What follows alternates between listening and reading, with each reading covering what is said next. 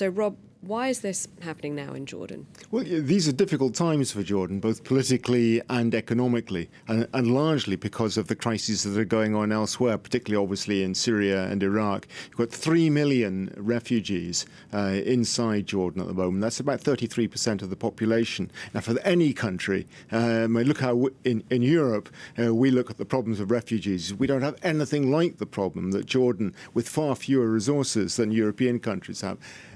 How it deals with that is obviously enormously difficult and a huge burden on the economy. And that is the key issue at the moment. The economy is suffering. Although in many respects Jordan has been doing more successfully than its neighbouring countries, it is still suffering as a consequence of the crises in the region. In 2016, had to take a large loan from the International Monetary Fund, $723 million, a credit line, to sort out the public debt and get its finances in order.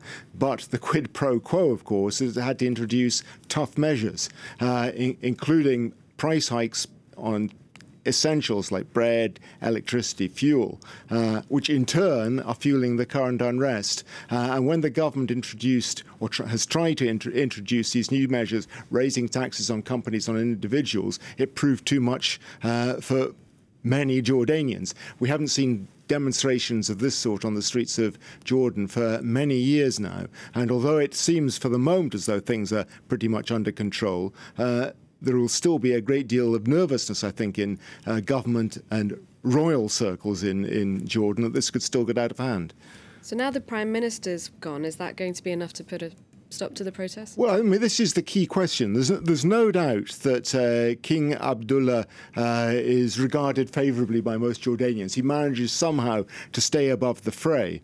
But if the new man, Omar al-Razaz, is not that dissimilar from the previous incumbent. He comes from a World Bank economist background. He's going to be following pretty much the same line, I would have thought, as his predecessor. And to a degree as well, Jordan and its economic policies are straitjacketed by the demands of the IMF. So what he can do differently is difficult really to see.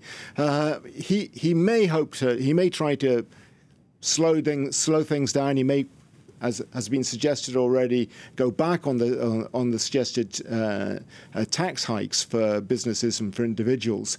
But that will probably only be a temporary measure. He still has to deal with the problem of how he repays the loans to the IMF. So I would have thought that even if the current government manages to put off the promised strikes that are be made by the unions in Jordan for next Wednesday, down the line, I don't see how we can avoid the sort of problems that the previous government dealt with, and we'll be back to square one.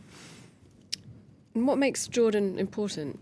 Well, you know, it's strategically, it's very important. Its position where it is in the Middle East on those sort of crossroads, but also it's been a loyal ally to the West for many, many years now, decades. And up until now, has by and large managed to avoid the instability that has cursed the rest of the region. If there is instability in Jordan, and if the sort of fissures start to appear, which have been in the background for a long time now, but if they start to widen and Jordan itself starts to fall apart, there will be enormous concern in the West, particularly the United States, which regards Jordan as an essential ally in the region. One of the few countries to have recognised Israel.